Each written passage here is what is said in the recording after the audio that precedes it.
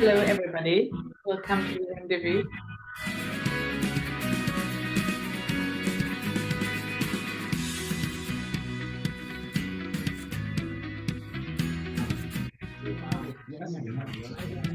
So we have people still joining. We have some nice music to accompany us to kick this off in a nice environment, right? Take your coffees, join us here, or your tea.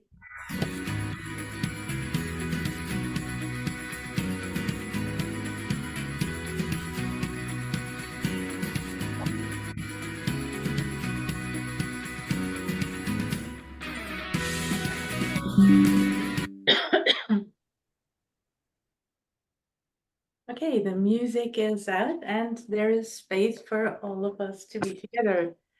Hello, everybody. My name is Ranadi, heading the RENDezvous Secretariat here in Paris. And I'm very happy to welcome all of you to this last series or last edition of a Global Rendezvous series we had in the lead up and at COP and in the follow-up to COP. So today we'll speak about paving the way forward to achieve the renewable energy and energy efficiency target. And I think to just kick off us and put us again into the mood, we had a massive momentum for renewable energy in November at COP. And I think it's really important to celebrate how this has been successfully landed as a historic moment for renewables by a lot of activities of many of you here around the table, so as panelists around the table, but also around this virtual big table of change makers. I will not spend a lot of time about what has been reached. You see, I think it's just to remind the COP28 calls on parties to take actions towards achieving at a global scale a tripling of renewable energy capacity and doubling energy efficiency improvements by 2030. And with this, I think renewable energy and energy efficiency as key solution have found for the first time their way into the COP text. And I think that's really something very important. What is also going in pair, obviously, with the ramp up of renewable energy and energy efficiency is the phasing out of fossil fuel. And here, COP28 calls parties on accelerating the efforts toward the phase down of unabated coal power. This was already in the text before, phasing out inefficient fossil fuel subsidies and other measures that drive the transition away from fossil fuels in energy system.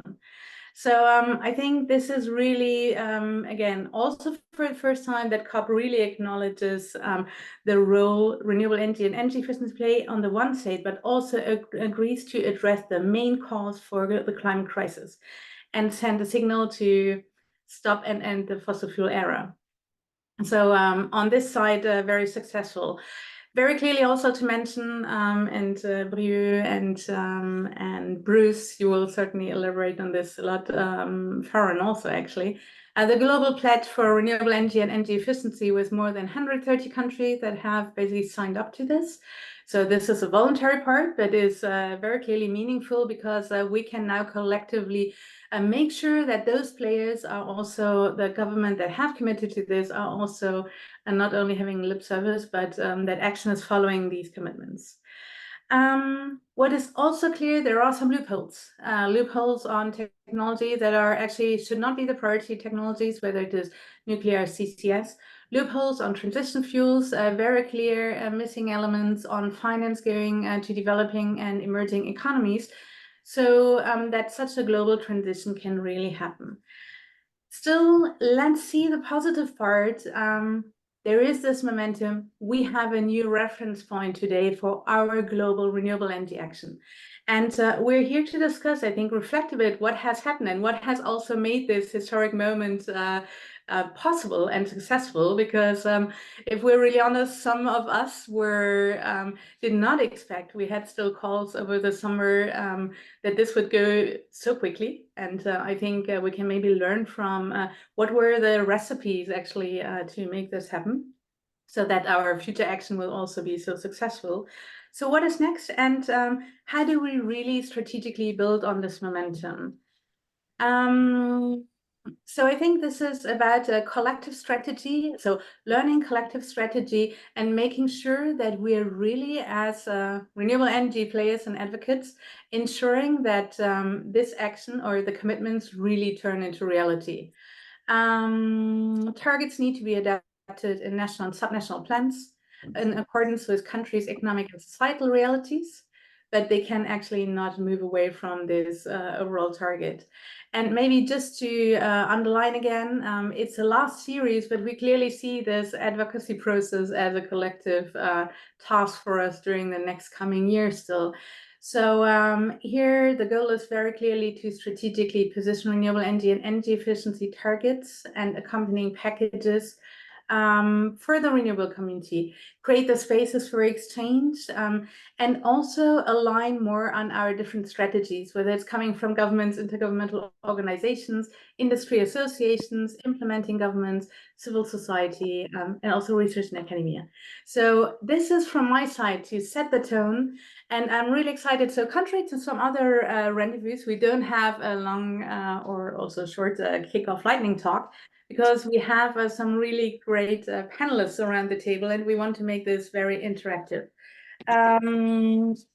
Interactive with two panels to start with, but then in keeping the rendezvous structure, we will open up this panel later. We'll bring those players together. You will have the possibility, ask the questions, please, already in the chat. You can have the possibility to join us on the panel in the last part. And this is really interactive because it is about aligning our parts to be focused, strategic, and effective in our global renewable energy action. So on the first panel, so to say, I would like to welcome Brieux Posnick, who's International Relations Officer at the European Commission and has been very active on the Global Renewable Energy and Energy Efficiency Pledge, also in the preparation to COP. Then we have Farhan Rana, Associate Program Officer at the International Renewable Energy Agency. Farhan, Irina has been with the analysis, clearly one of the first from the analytical side with Vito, asking for or underlining the importance to triple renewable energy. So looking forward to it. And Bruce Douglas, CEO from the Global Renewables Alliance. Bruce, you have focused very much on bringing the industry into the space, the industry voice, but also aligning many players behind the successful. If you could please have your mics out, this would be great. There are some interferences. Thank you so much. To strengthen basically the industry voice here. So if you could join me on the virtual panel, this would be super. And we'll start directly.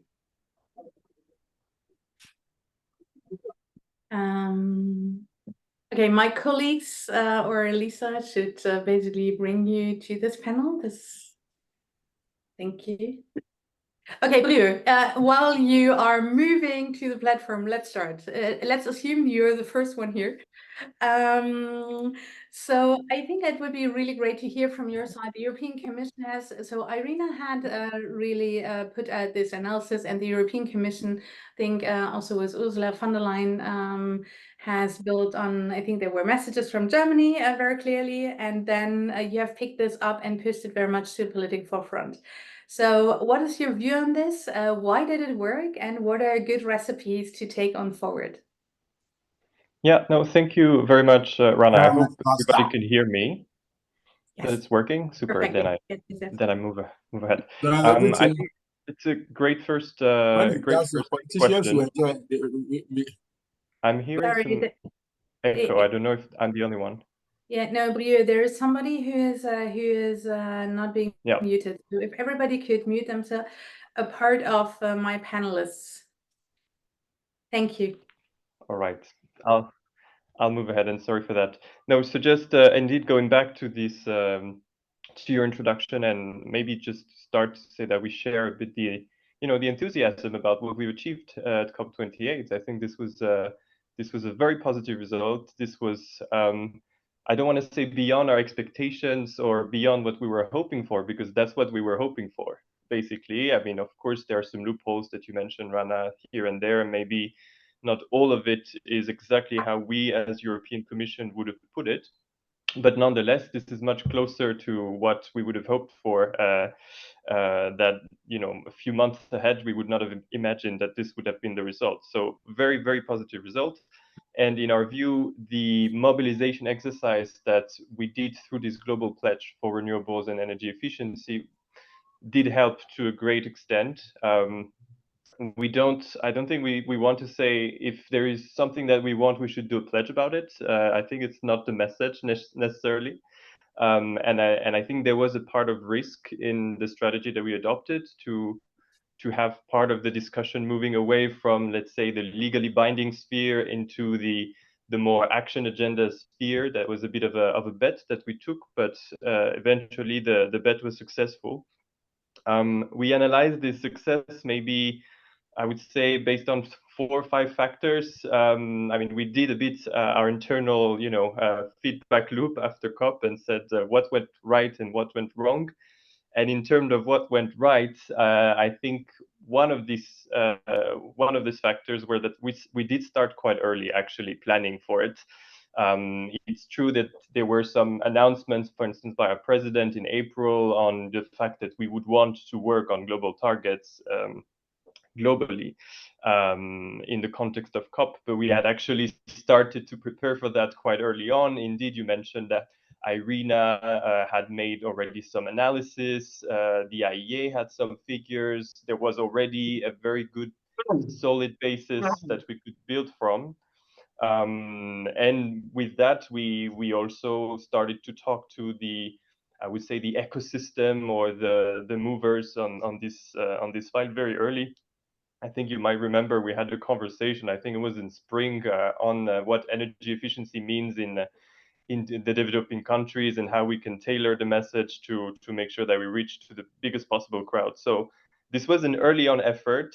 This was based on concrete figures, figures that can be accepted by the entire world community because they are the product of trusted international organization and pushed by recognized entities also on the non-governmental sphere. And I would say then we took the bet. The bet was to team up with the COP presidency on this and to say that we trust that this will be given the dedicated attention. And I think it did help us greatly. It helped us reach, let's say, other constituencies that are maybe less necessarily in a position to advocate for renewables in general. It helped us bring a lot of political weight to the issue, and it was really, really helpful in that respect.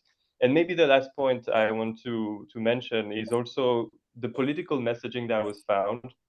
And I think for that, we have a lot to thank Bruce and the colleagues at the Global Renewables Alliance for this wonderful slogan of triple up, double down, which really helped to summarize it in a very simple way to a lot of political masters that had to basically take a decision as to whether their country would support that.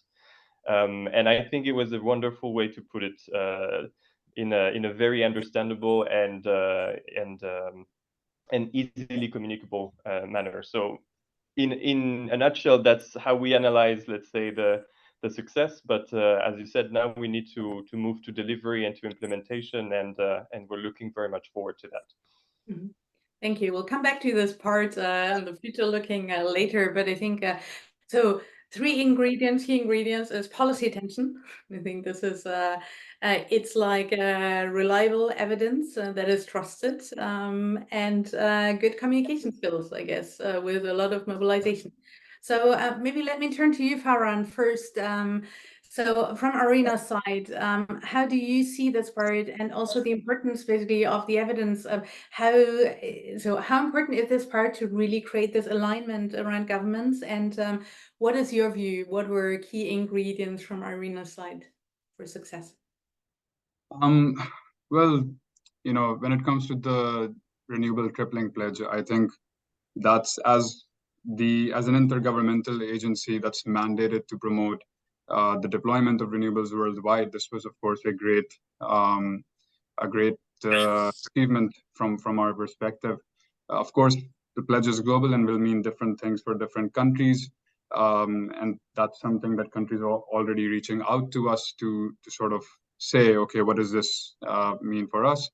But from where we are standing, from the analysis that we've been doing, a global target at this stage is great, especially considering that according to IRENA's World Energy Transitions Outlook that we do each year, we've identified that renewables alone will help us meet 25% of the abatement potential that is required to be in line with a net zero pathway and to be in line with the Paris Agreement.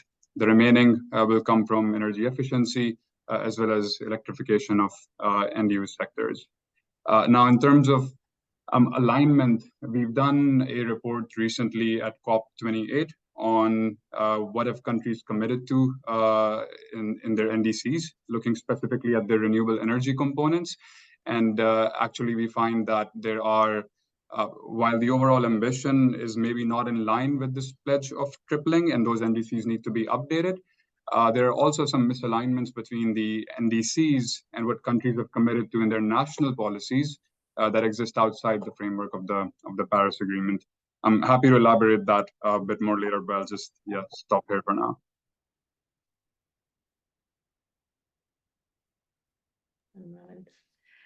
Bruce, coming back to you, I think you also mentioned advanced planning, and this was a success. I think this is very timely. We had a meeting last week. You have already started planning out what comes next. I think the campaign that has been very much carried by the Global Renewables Alliance, obviously also with partners, but also a strong industry voice is something that really sends other economic messages, I guess. So what is your view on this? And probably also, what is your view on next steps that need to happen from the industry side?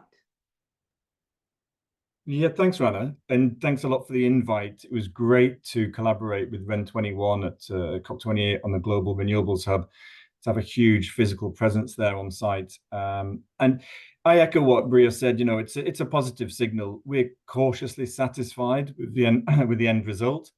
The transition away from fossil fuels, the tripling, but there's some serious issues with including transition fuels, and the fact that it's not legally binding and that it doesn't include the baseline year. So there's some question marks over it, but honestly, as the industry, we're extremely satisfied because it sends a very powerful signal to the market that this is the beginning of the end of the fossil fuel era, and it's also the beginning of the renewables era.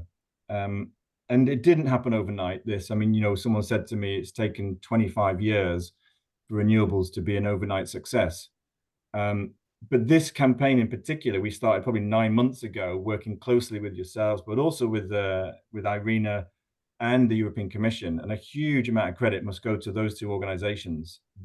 As you say, the bet, I mean, the European Commission doesn't often take bets, but it was a bit of a risk. It was definitely worth taking. And I think the alignment, and to add to what Bria said, why it succeeded, a couple of points. One is the alignment and collaboration between the different areas, between government, institutions, multi-stakeholders such as yourself, Rana, but also the industry. We mobilized over 300 organizations to support this call, representing more than $12 trillion of market value to support it. So it really was the industry saying, yes, we can. Yeah? And we used the typical communications campaign approach of the SMART objective. So S being specific, it's 11,000 gigawatts, M being measurable, so you can actually count the capacity, A being attainable, we believe collectively that it can be done, R being relevant, so to keep us on the 1.5 degree pathway, and finally time bound. The urgency is important, and so that 2030 target. And that's where this double down, triple up came from. I can't be credited for that. We have a very, very powerful and incredibly creative comms team behind us. But the next steps is the critical piece. So we have the ambition, and we now looked at accountability and action. Accountability being, how do we track, report the progress towards the target? Now, we don't want to go into too many details here, but that's a crucial step to hold the countries accountable to that ambition. NDCs were mentioned. Yeah, urgently update the NDCs and set or increase national renewable energy targets. If you add up the NDCs, many of them don't even contain renewable targets. If you add them up, if you add up the national renewable energy target, it doesn't get anywhere near tripling. It's nowhere near the IEA figures of last week's report. So a lot of work needs to be done there on accountability, meeting ambition. The last point is action. The most critical thing at the country level or even local level is on financing, so access to affordable finance, permitting of all types of projects, grid, renewable, hydrogen, storage, and finally the supply chains. So we as the renewables industry need to manufacture significant amounts of material to be able to scale within a very short time frame to 2030. So we're still concerned that we won't meet the tripling. However, I will say that we see it as a huge opportunity. It really is a once in a generation opportunity to transform the entire energy system away from fossil fuels. And it's one of the first times we've got a solution. We now have a solution in hand. And that's my final point about why I was a success, because that positive narrative changed away from, continually talking about phasing out fossil fuels, which is important, but now talking about we have the solution, it's economically viable, we are cost competitive in most markets, and it can be deployed at scale. So I think that's why it was successful. And again, huge thanks again to the Commission and Irina for your support on it. Thank you so much, Bruce. And yeah, thanks. So from REN side also, we were really very excited to collaborate with Gra also on the campaign, on the hub with Irina also. I think this was also like bringing the voices basically strongly together from government, industry, and the multi-stakeholder side. Now, building on this, maybe one part, which is maybe the easier one, but also a tricky one. Measuring, are we on track, yes or no? What do we measure? We're speaking about a global renewable target, but we all agree that this needs to be implemented on the countryside. What is a commitment or the contribution of every country basically to this global renewable target? Farhan, maybe to kick this off, what are the views?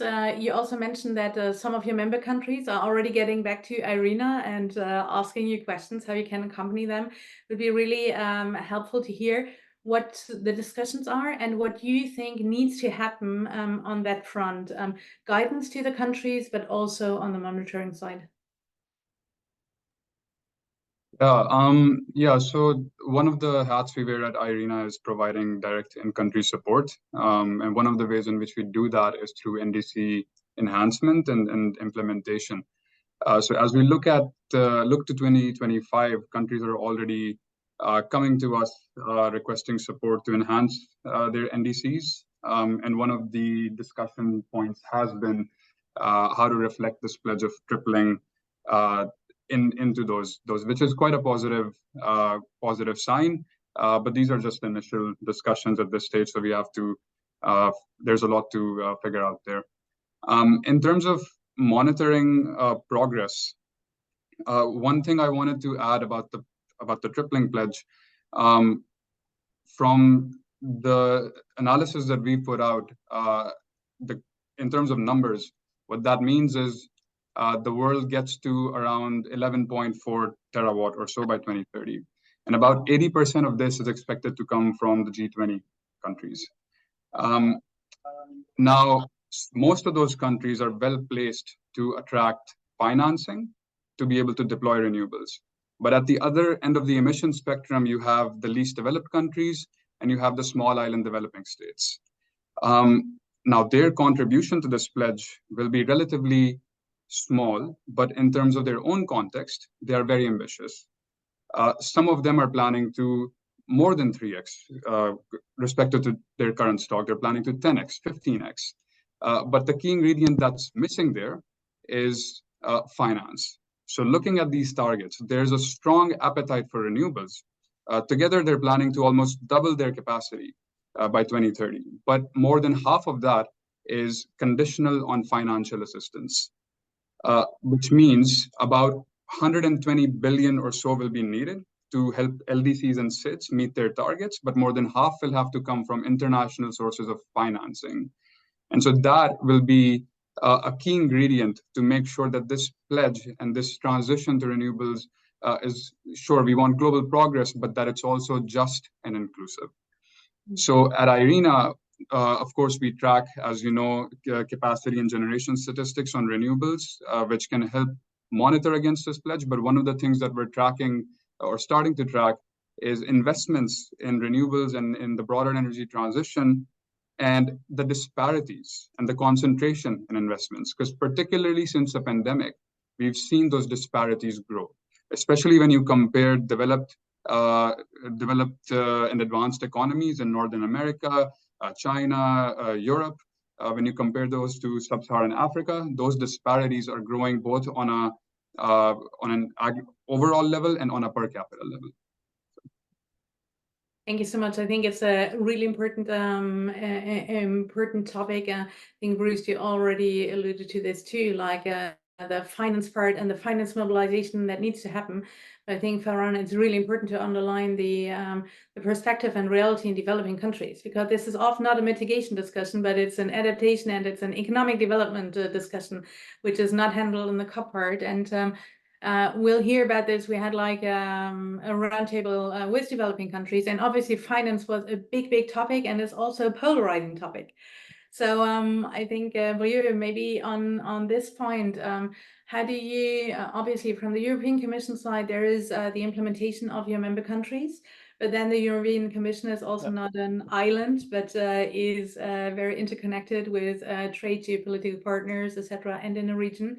How do you see this part, and what needs also to happen?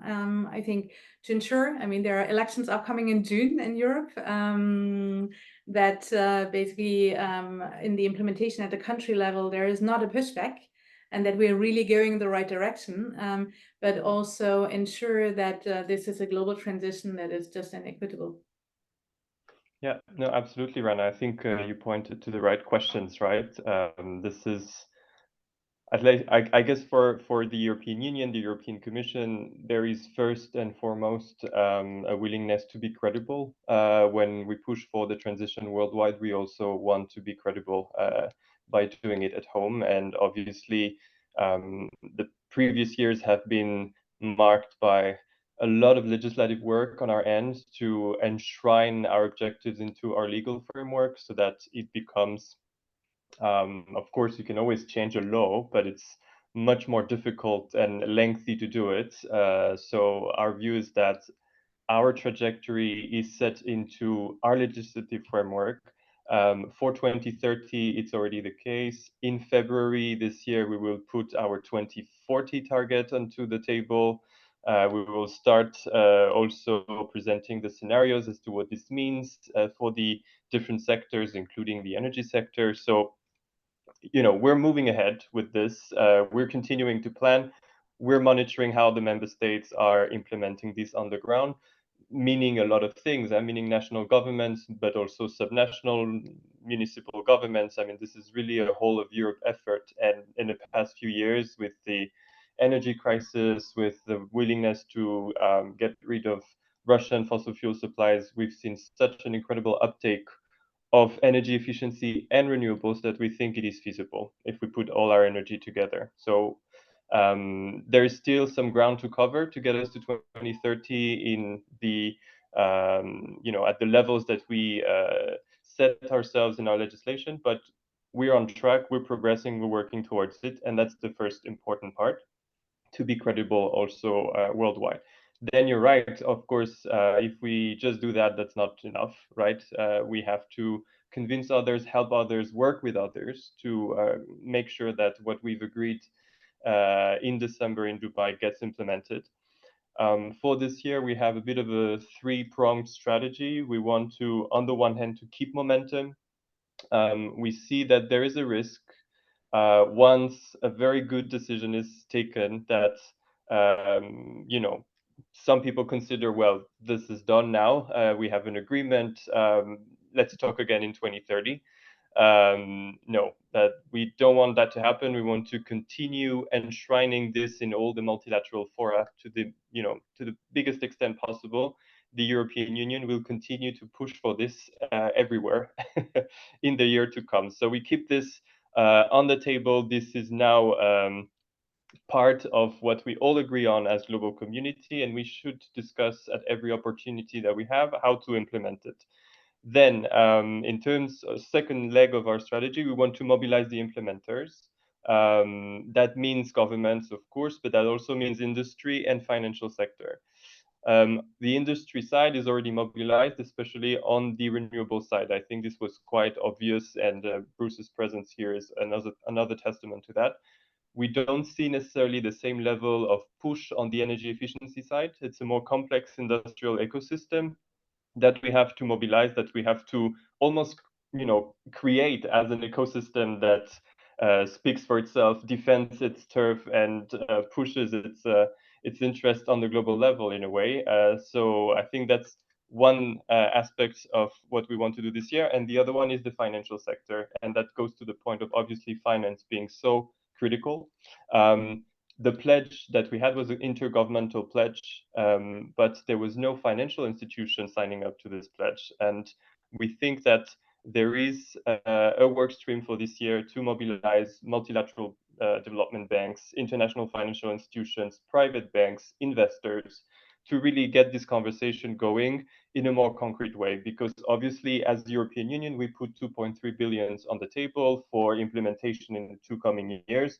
This is part of our Global Gateway program. We do spend a lot of our development aid towards climate and energy goals, but this is in a way ridiculous compared to the amount of money that is needed, and it's not public money that should play this role to massively upscale the renewables and the energy efficiency sector. So we want to, let's say, if government has a role, maybe it's to create this alliance of financial institutions that really take a commitment on this. And we really want to partner with, as Fran mentioned, SIDS. We had very good partnership with Barbados. They organize a forum, I think, this year in Bridgetown with SE for All. There will be discussions at the IEA Energy Efficiency Conference, at the IRENA General Assembly. We want to use every opportunity we have to create this momentum also on finance. But not finance, just finance for implementation, for this doubling and this tripling objectives. So really keeping the conversation very focused, laser focused on this objective. Mm-hmm. Okay, thank you. Maybe a very quick follow-up question, because we have in some countries, European countries, we see a pushback against renewables, and this directly translates into some permitting. You see from the industry side, real challenges on the permitting side. To what extent do you all think that also, in addition to the finance side, or maybe it's not in addition, but it's another angle, societal acceptance is something to be sensitive about, I guess? And are there any actions to Brieux, just as a quick follow-up question, just because we have elections? Yeah, of course. Right? Yeah, I'm happy maybe to also get Bruce's view on the question as someone who must be facing this even more directly than the European Commission, which is in a way a bit remote from that equation, which the member states are facing even more directly. I mean, it's a real question. I think it has a lot to do with misconceptions on, some said alternative facts at some point about what is the actual impact of renewables versus other sources of energy. I don't think people are actually against renewable energies, and I think to a large extent, I mean, the acceptance is there, but of course you always have at the very local level sometimes reluctance to a wind park or competing usages. Between different, between land or between sea basins. I mean, I think it's a work that you do continuously with local communities at the very local level, let's say, and in parallel, you have to fight the misconceptions and the negative narratives that can be sometimes instrumentalized by obviously those who have a vested interest in the fact that the situation doesn't change. but it's a complicated question that doesn't have a simple answer. I'm afraid it's really at local level that you have to make people like buy into this. And the usual like way to do that is to make sure that there's a local added value to the project, meaning jobs, meaning a factory that is being built, meaning something else that gets closed that was polluting a lot. There needs to be a trade-off, I suppose, in the most complicated cases. Thank you. And turning to you, Bruce, on the maybe because you said like, yes, it does have a direct impact. So maybe not the Global Renewables Alliance, but your members are very clearly also pushing the boundaries and creating the right policy and regulatory frameworks at the country level. So to what extent do you see societal acceptance here challenged? But then also coming back to the finance side, what is the thing you feel we should collectively be focusing on during this year around this topic? Yeah, thanks, Rana. And just so great to see the alignment with the European Commission and on many topics. 2 quick points on energy efficiency. Completely agree. We need that to be matching renewables in the levels of ambition and action.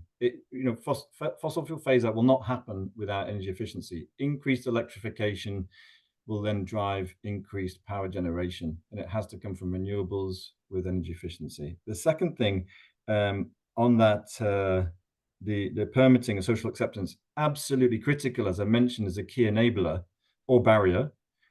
And the difference between the discussions we had at COP at heads of state or minister level, and then the local level where you have to actually build the wind farm or the solar project is significant. And so there's 2 things. One is, and Bria, you were very diplomatic about this. Let's be honest, there is enormous amounts of misinformation pumped out by the fossil fuel lobby. Yeah. And that needs to be overcome. And we as the renewables industry are obviously building up our capacity to communicate, but we are still outgunned massively. Just to give you the example, in COP, we estimate we had about 200, maybe 250 renewable energy lobbyists in the Renewable Energy Hub. There were 2,500 fossil fuel lobbyists at COP. That's just one anecdote, but you get the idea. So we need to overcome that. The second is we need long-term planning for these projects. These are huge infrastructure projects. And so that's where the governments, the local authorities need to support in terms of the stable, clear policy frameworks for us as the industry to operate. And then we need to step in and at an early stage, engage with communities, explain the benefits of renewables, and even deliver benefits to those local communities. They should see significant benefits from this energy transition, not just clean power and climate change, but local benefits that are concrete. So I'd say that. Going back to the finance piece, we estimate with IRENA, the report we did in October, something like $10 trillion of investment is required between now and 2030. Sounds like a lot, but if you divide it by 7 years, it's about 1.2 trillion. Well, that's the figure, $1.2 trillion of annual fossil fuel subsidies from the G20 alone. So just a comparison, I'm not advocating, move fossil fuel subsidies immediately to renewables, but you get the idea. And so, and if you compare the 10 trillion to GDP, it's a tiny percentage. So the financing is there. It's about mobilizing it and mobilizing it in the right way and to the right regions. And, my 2 colleagues here mentioned emerging markets, developing economies are the critical piece here. The Commission and should be celebrated again for what they've done with the renewables energy target. Many of those countries will meet or exceed the necessary renewable deployment. But in emerging markets, the struggle there is about accessing low-cost financing to mobilize such renewables at scale. Something like 4% of clean energy investment went to Africa last year. I mean, that's embarrassing. It's ridiculous, has to be changed extremely quickly in order to mobilize the necessary renewables. I mean, I'll stop there, but I'll end by saying, we as the renewables community are ready, we're willing, and we're able to deliver, but we need several things: the stable policy frameworks, the access to financing, and we need support in counteracting the fossil fuel narrative, which has been predominant for so long.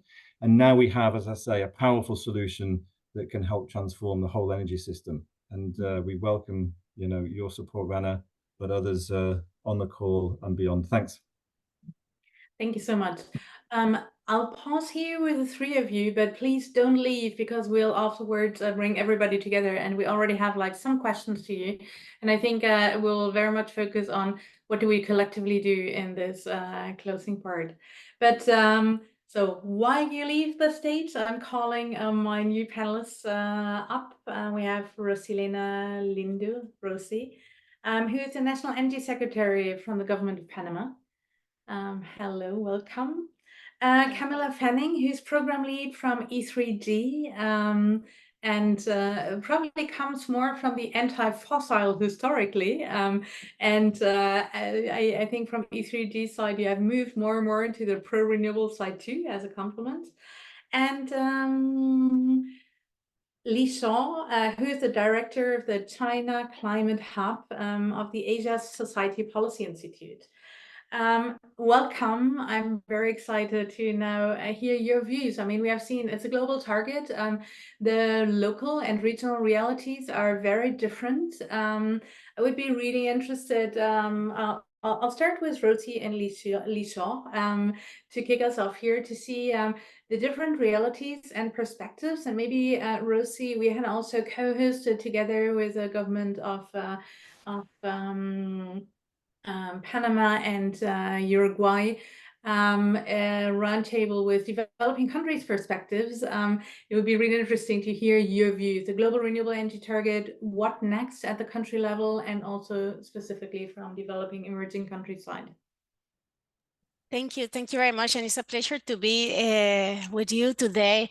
And before talking about that, we all recall that when we search for key policy moments in the past, you will recall as an example, the first ever World Environment Day that was held in 1973. And since then, it has been a platform for raising awareness on environmental issues, as marine pollution, overpopulation, global warming, and so on.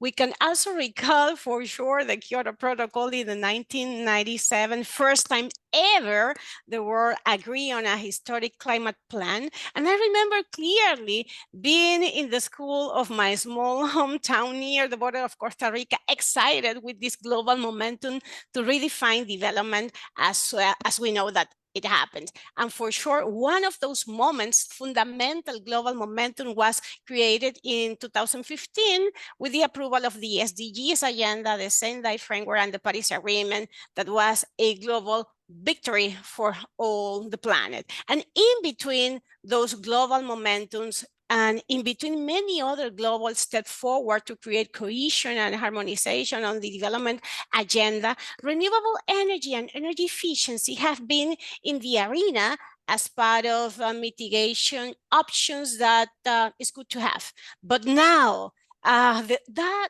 all those countries agreeing past December on transition away from fossil fuels in energy systems in a just and orderly and equitable manner to accelerate these actions on decarbonization and net zero by 2050, for me means that finally, as a globe, we are finally writing about the big elephant in the room.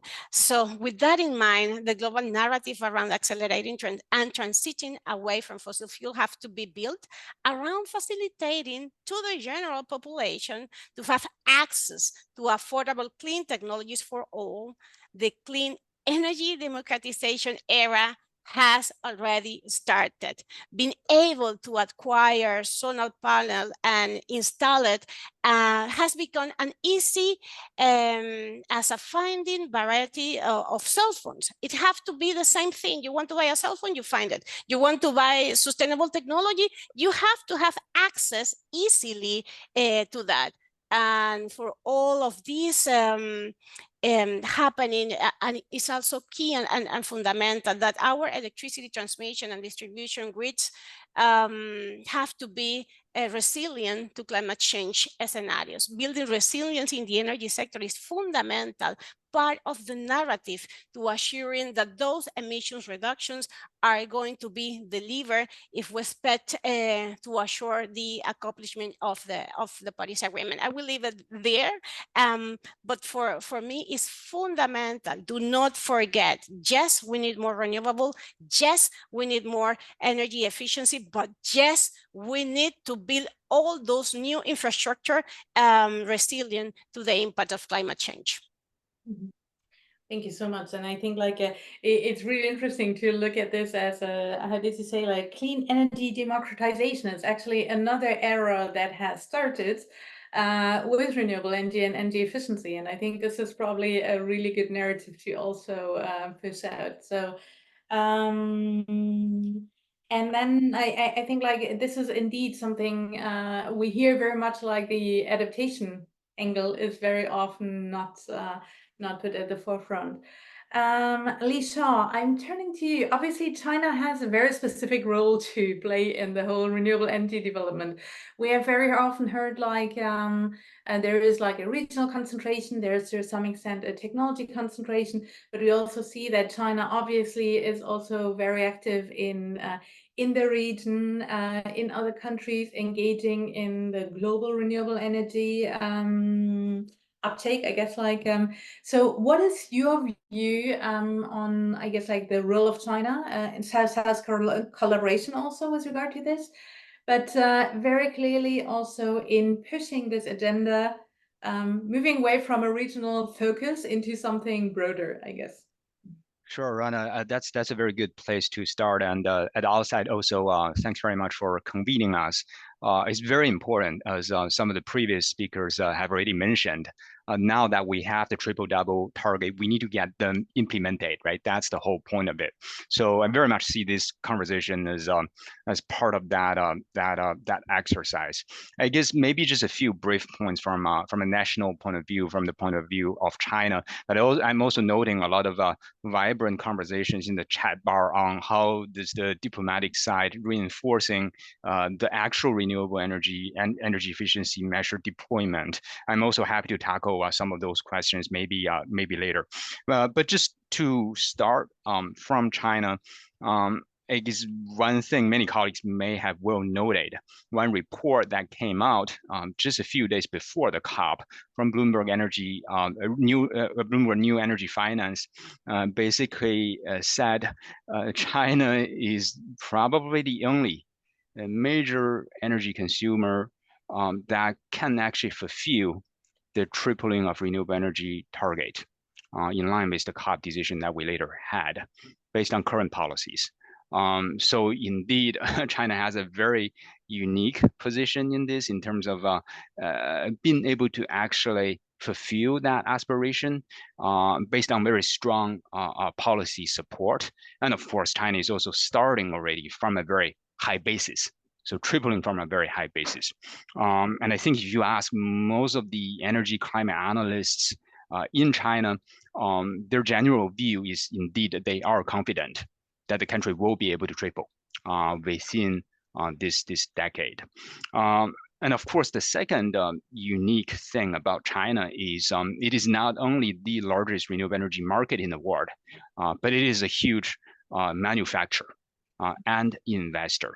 And I think here, a general point that I would like to make, which might be relevant to the rest of the world, is there's a lot of discussion on how do we replicate China's success story. And not only in terms of deploying renewable energy, but also establishing some of the manufacturing industries elsewhere so that the whole renewable energy industry can help the economic development in the global south. The general point that I want to make here is to do that, we need to better understand the complexity of China's success story. A simplified version of this is the China's success story is based on heavy state subsidies. I think that's part of the story, but it's probably an oversimplification. We need to at least realize a few other elements. The very robust basic infrastructure, logistics system in China, the streamlined supply chain across the whole renewable energy or the whole industrial chain, or just simply large domestic market. And partly as a result of that, the fierce economic competition When it comes to wind, solar, electric vehicle, battery storage, we have fierce domestic competition. So the players that could actually emerge from our cutthroat competition could probably easily prevail on the global market. So we just need to realize there is a whole set of complex factors that have led to the success China story. And we then need to ask ourselves how and to what extent some of this can be replicated elsewhere in the world. If we can do that, then we need to accelerate that process. If other countries may be lacking certain pieces, then how do we kind of, how do countries help each other, right, to complement each other better, so that we ensure at the end of the day a robust and fast enough global energy transition. One other point that I want to make, which is related to China, which I think is actually a gap, and which is also very much in the spirit of forward-looking. What more can we do in this year?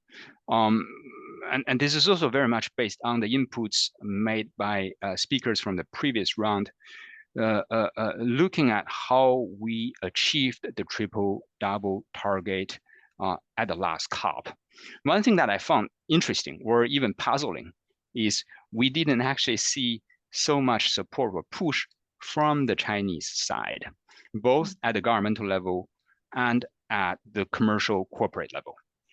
Which is, of course, is puzzling, right? Because at least the triple target, you could argue, is very much in the interest of China and many of its clean technology companies.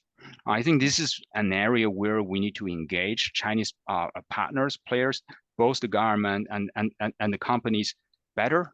We need to help them realize that this significant global aspiration works very well in their interest, and they need to be part of that, the effort in pushing this and getting this done at different country level. So to solicit more support from their side is what I see as a major task for the rest of this year. I have more thoughts and points on what we can do in the UNFCCC process, G20, how this can be further integrated in the ongoing NDC preparation process that many countries are embarking on. But I'll just leave it there, but happy to have more discussion and answer questions. Thanks. Okay. I'll come back to you on this part. Maybe so reformulating, or some things I've heard out of it is like China, a very strong partner in collaborations. You see, build on us more strategically. I think that's also on technology collaboration, supply chains. So trade is probably also a very big topic, some tension between protectionism and regional and global development to some extent. But then probably from the success stories about the Chinese part is not all countries are as large as China. So what does this mean in other regions? Does this mean we need to really develop much more regional strategies too? Maybe Camilla, I'm going to turn to you on this. To what extent do you also look, so with a more diplomacy background, I guess, like from your side, where do you, if you could build on some of those elements, what is needed? What is the fora we bring it in? Is it global to local? What is the role of regional fora also, and having regional strategies, and your views on maybe building on some of the questions asked already in the part G7, G20, G77, what are the fora where we need to position the next steps of the global renewable target and implementation? Thanks, Rana. Can I just check that you can hear me? My internet's just gone a bit unstable, but you can hear me.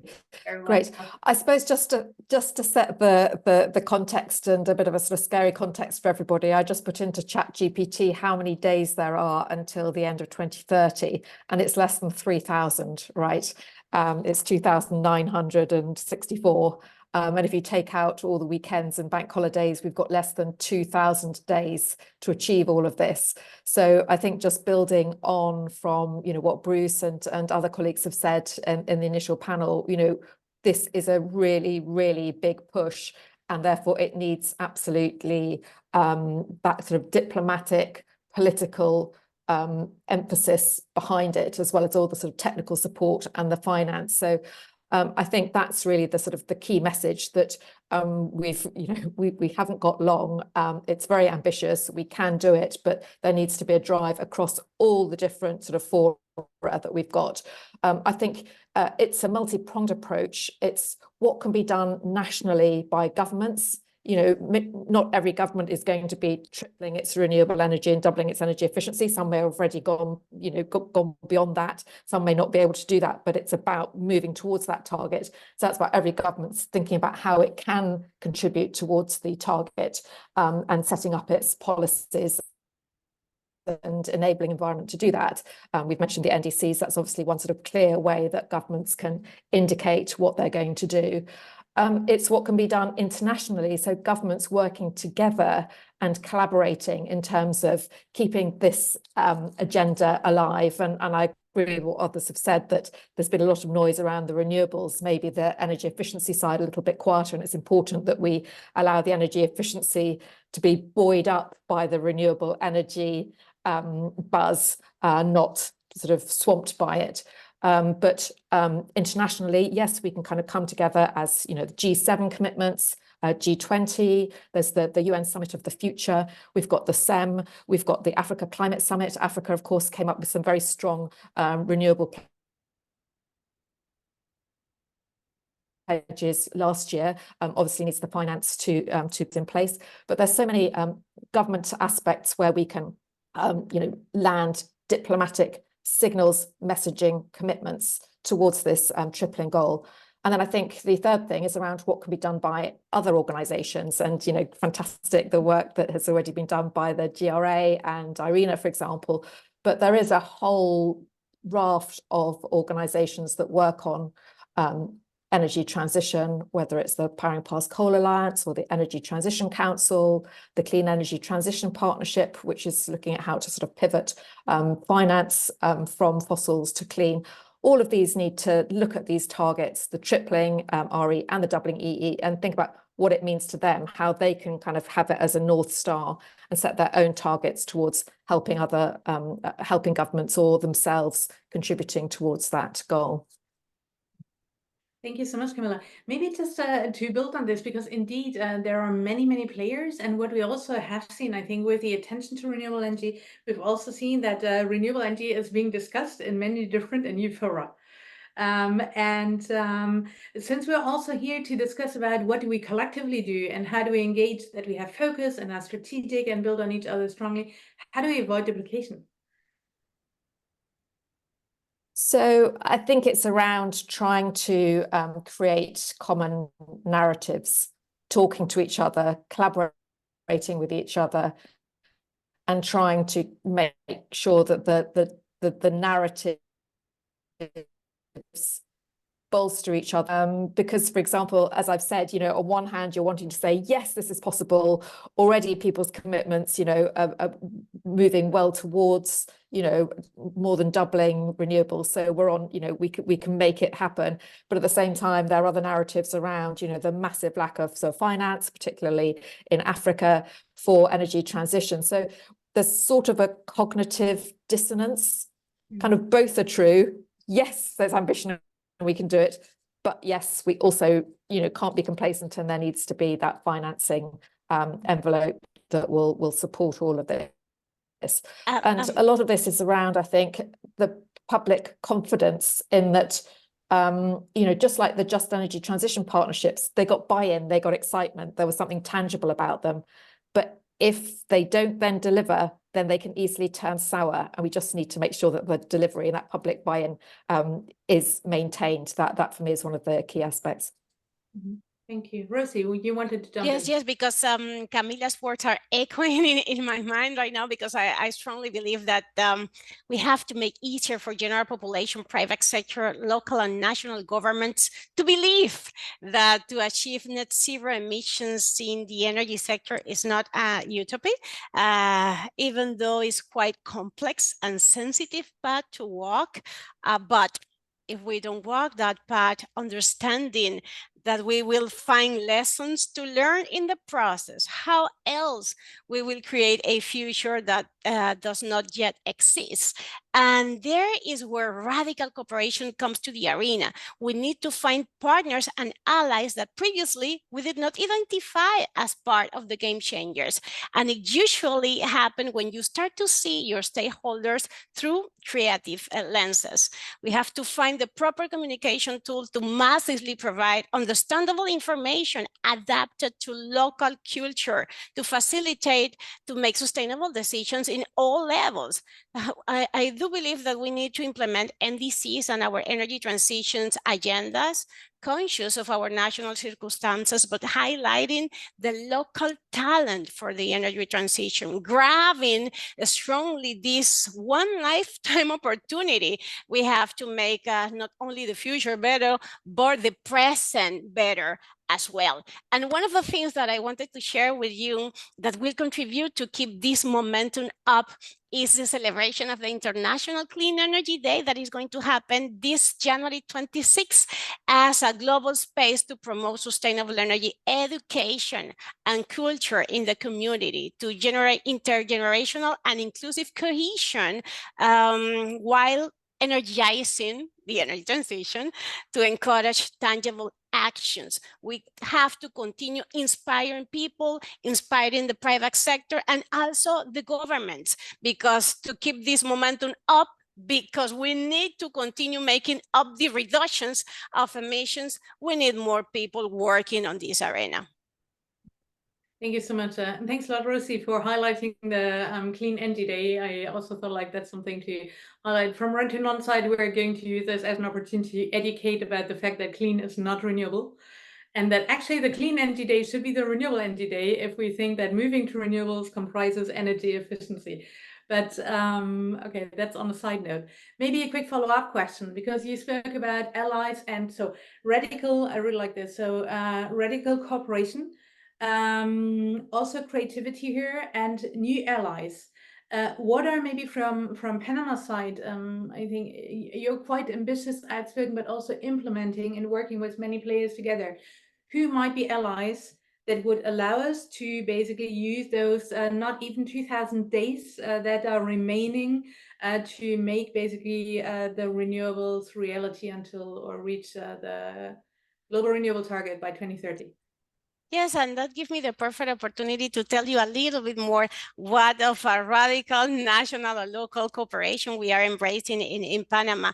In the next coming weeks, we are starting a operation that is called Solar Operation, where with the support of the municipality of Fuzhou in China, we have been receiving 673 solar photovoltaic systems that are going to be implemented in the most vulnerable communities, not only to climate change, but also that are being impacted by El Niño phenomenon in order to build these solar communities. But in order to make this operation works, we are not only relying on the support of the donation that we receive from the government of China, but also we include in the process of installing these 673 solar photovoltaic systems to the workforce that is coming from the students of the different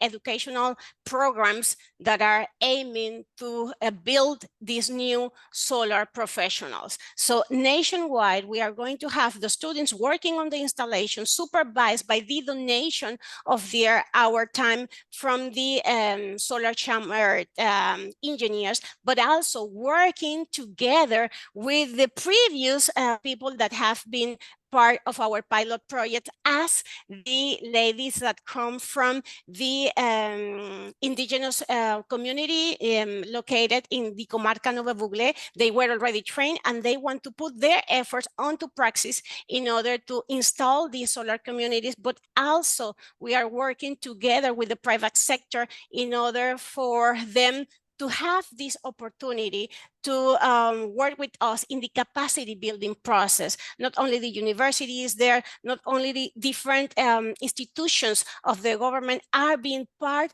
of the logistic for the installation of this in the next month, but also this was key and fundamental to assure that the opportunity to bring solar systems to the population is a pilot for us to prove that we can reduce the subsidies in the electricity tariff as massively decrease the amount of electricity that is being subsidized in communities that are vulnerable to the climate change and also to the impact of El Niño phenomenon. All of this is being documented by video and for sure evaluation in between the installation process and after is going to be used as a possible information to create new legal framework that give us the space to support the maintenance and the operation of these solar systems in vulnerable communities with the support of the distribution company. That's the way that we believe that we can move forward the technology penetration for different social and economic scenarios. Okay, thank you so much. So indeed, I guess like a global to regional to national to local, but interestingly also local from one region to another region with a collaboration with Spelty in China. And I guess like this part of how to change the narrative, I think in the panel before we already had like and build societal acceptance is also the local value is fundamental. Now, Alicia, I think you were going to jump onto the... Sorry, Camilla, did you want to say something about this? It looked like this. I was just very quickly, thank you, Rana. Sorry, I didn't. I also just wanted to say around the narrative. I mean, I'm a sort of British diplomat seconded into a think tank for a few years, and as a diplomat, you know, we always sort of think political. And in the past, when people were talking about renewables and grids and all this kind of thing, it sort of seemed a bit sort of trade, commercial, not kind of front and center. I think that is changing, and I think it's particularly changed given what happened around COP28 and the global pledge. It has become more political, which is really good. But I think in terms of the narrative, we need to make sure that it sits at the heart of government decisions. So, for example, you know, the EU Foreign Affairs Council, it should be talking about tripling renewables. You know, all those kind of, you know, energy security, geopolitical arenas and moments also need to use the opportunity to push for momentum on renewable tripling and energy efficiency. It's not something that's trade, commercial, it's front and center of global politics now. Thank you. To directly build on this, Camilla, and thank you for jumping in. This is actually more difficult in virtual space, but perfect when we see these hands up. Because also as a diplomat, and with we have this year is a big election year too. And we also see to what extent we have a strong polarization.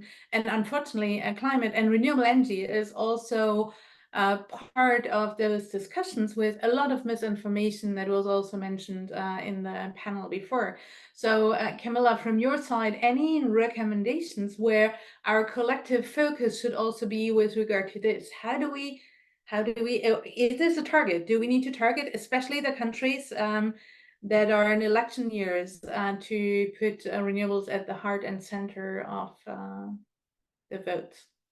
So I think obviously clear data is really, really important. And there's been some fantastic stuff that's come out recently, for example, from the IEA, from IRENA, from EMBA, you know, using that as a diplomat, you're often very time poor and you're not experts. So if you can just get a piece of paper that's got, you know, a couple of key points that really, you know, nail what needs to be said, that is brilliant. So I think we need to come together to make the data really clear and then find a way to present that data to the decision makers. So that's something that E3G does a lot of, and I think that is really important. In terms of the election year and everything, I mean, yes, it's a risk and a challenge, and lots of policies will just grind to a halt. There'll be limbo periods left, right and centre where it's very difficult to progress policies.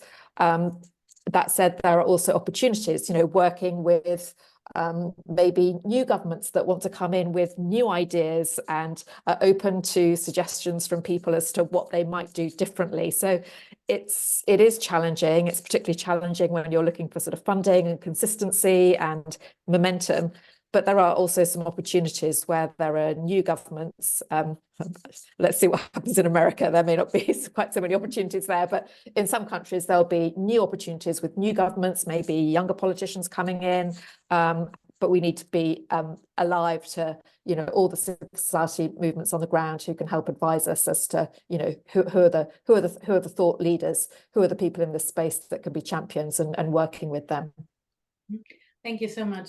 And while I'm asking my first panelist to slowly join me here, I'm going to turn to you, Lisa.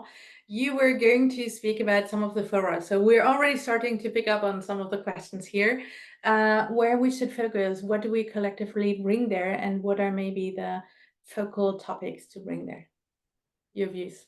Sure, Rana. I think, I mean, if you look at the policy diplomatic timeline, I just think the fact that all the countries will need to develop their new nationally determined contribution this year. That fact that they need to communicate those NDCs either late this year or early next year is a great opportunity.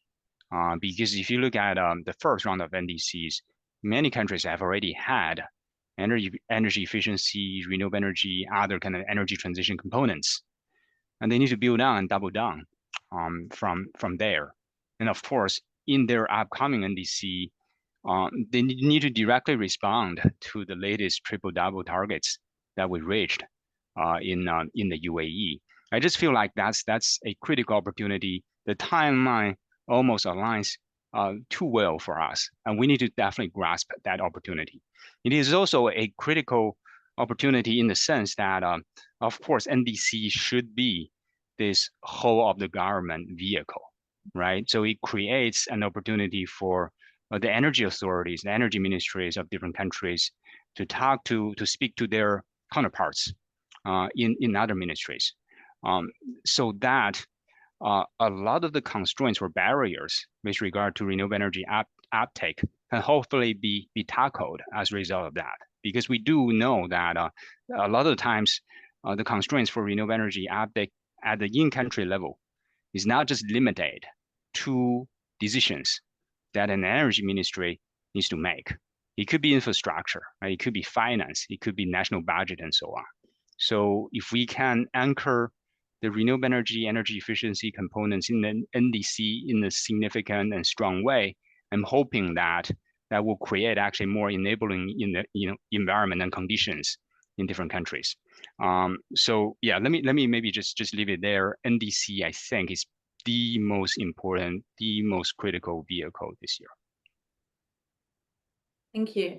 Maybe turning to you, Bruce, in the follow-up, also thinking about one of REN21's founders, I guess, Steve Sawyer, always said, like, national energy policy is not determined by the NDCs, the other way around. So what are your views, NDCs versus national renewable energy policies? And maybe also building on the questions we have here, which fora, G7, G20, G77, are there other regional ones? What is the view from the industry? Yeah. Maybe just start by saying what a fantastic panel that was. It's just so great to hear government representatives like Rosie from Panama just speaking that language about positivity and about empowerment and benefits of renewables is just fantastic, Rosie. You should be congratulated, your government. And one of the key points for the campaign going forward for us will be identifying and highlighting champions. So governments who are actually, walking the talk. And, Panama clearly, but Kenya will be 100% renewable within the next year or two, Uruguay, Nigeria, to mention just a few. So it's really key to point to them and say, first of all, it can be done. And secondly, look at the benefits that accrue from moving down that path. I just thought I'd make that call out. The NDCs, yeah, I mean, many governments are reluctant to even complete the NDCs. We have significant concerns about the actual template of the NDCs, about what's contained in them, what's required. As I say, we should almost oblige, countries in the update in February next year to include renewable energy targets that are collectively equal to the tripling target. I don't think it will get done, but that's the level of ambition and action we need in the NDCs for them to be of value to the renewables community. More importantly for us is the national renewable energy targets. Many countries haven't even set targets, and many of them should certainly increase them. Our focus this year will be on the middle third of countries. So if you split the world to 200 countries or close to into 3, so the top 30% are going to do it anyway.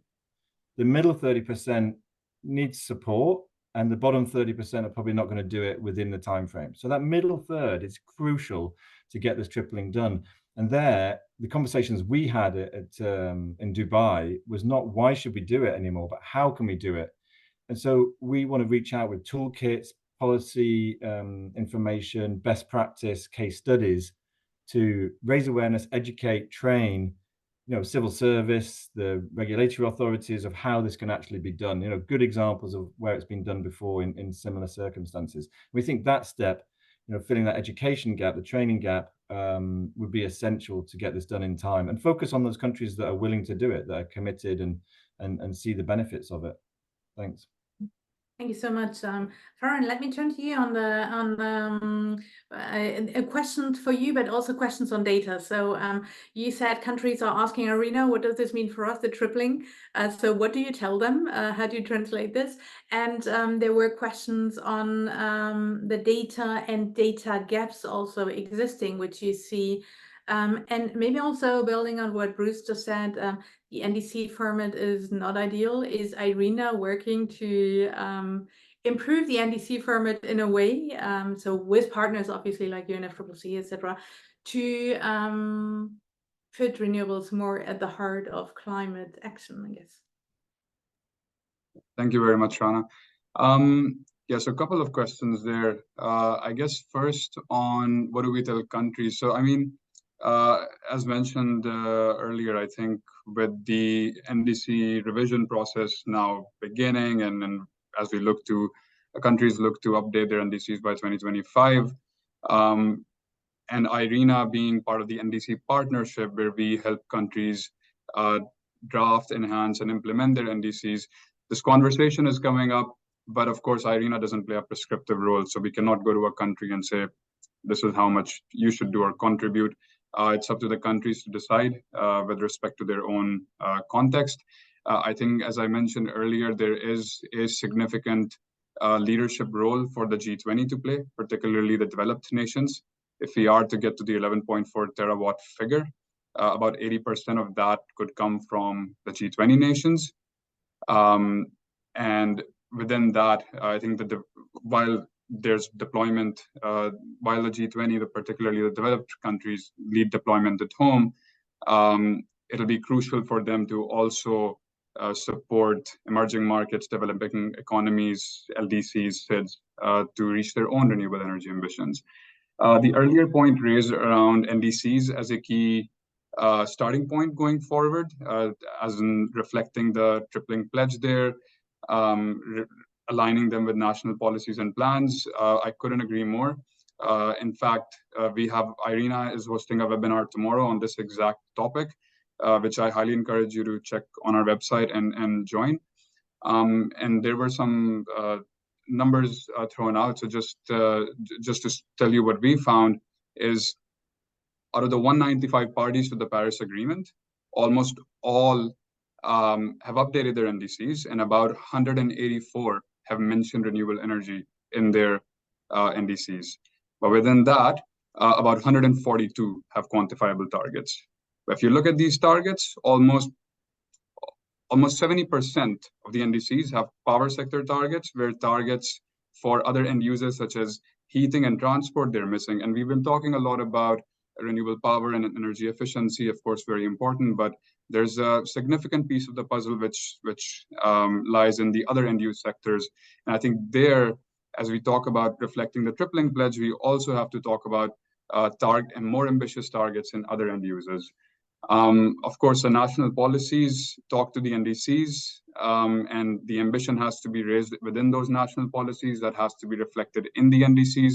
As for the template, I think UNCTAD also has done some work in this, where developing countries, especially with conditional targets, could strengthen those NDCs, is perhaps by detailing the investment requirements for specific measures, the investment needs, and also linking their NDC targets with specific investment policies, just to send clearer signals and information to not just the international community, but financiers, investors, other stakeholders. So I'll stop there for now. Thank you very much.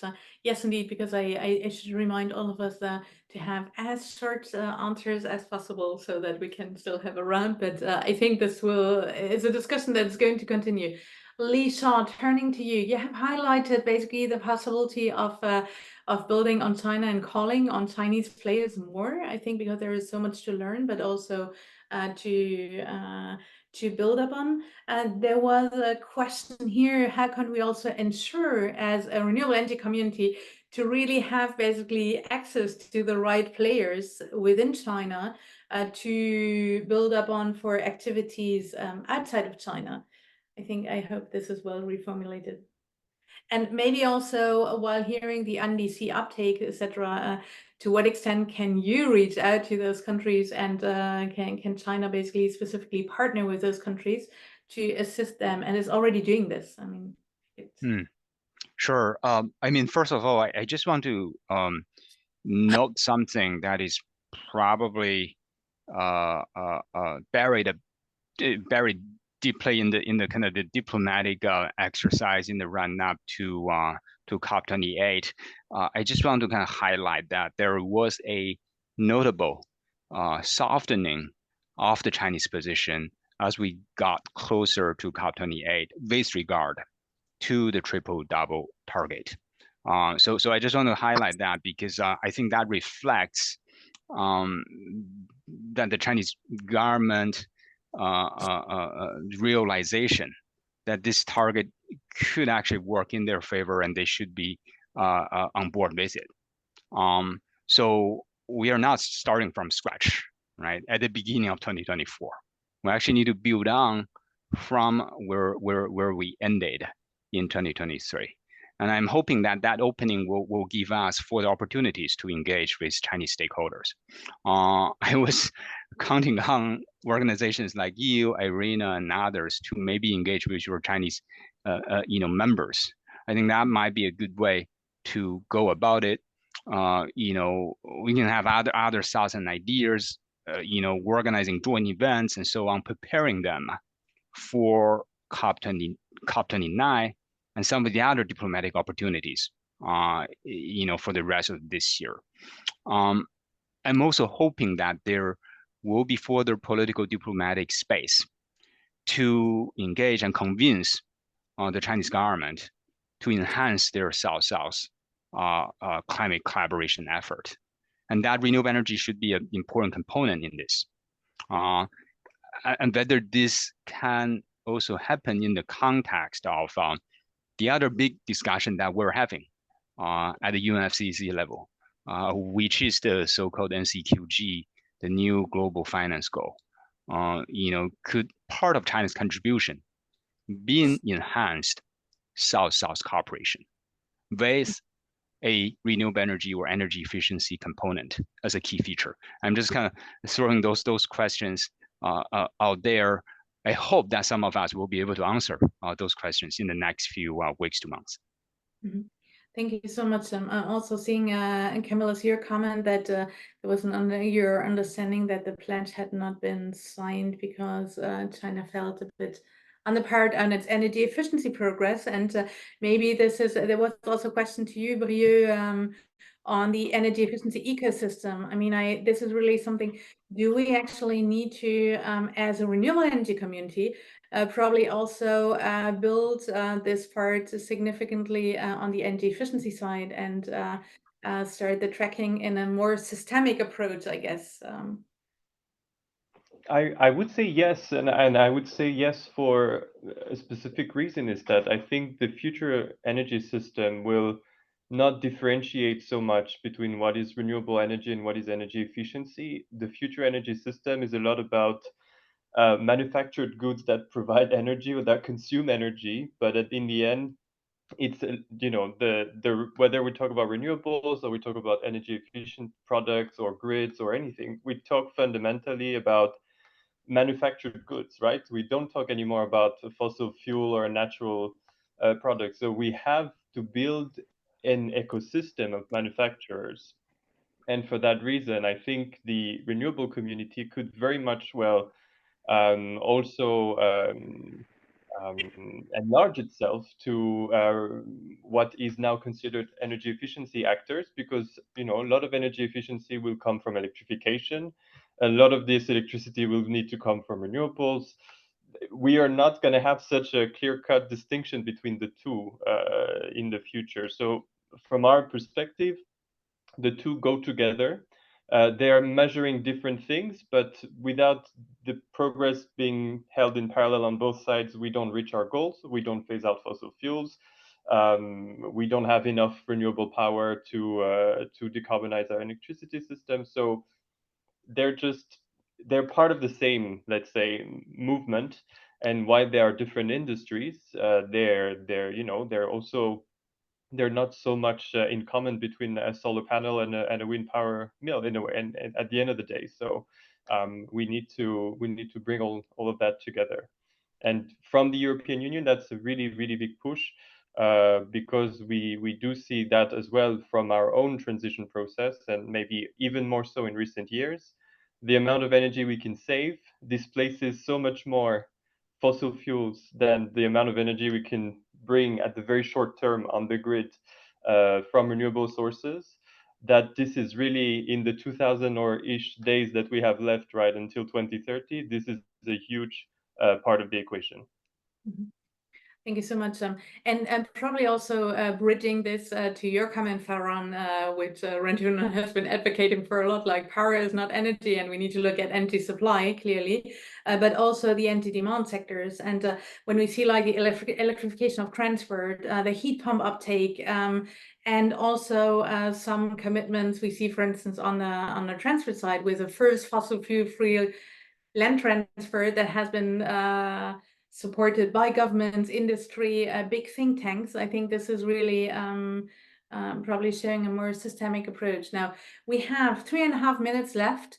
You're 6 persons. Each of you have 30 seconds left to tell us, what do we collectively do during the next 2,000 days? No, 360 days.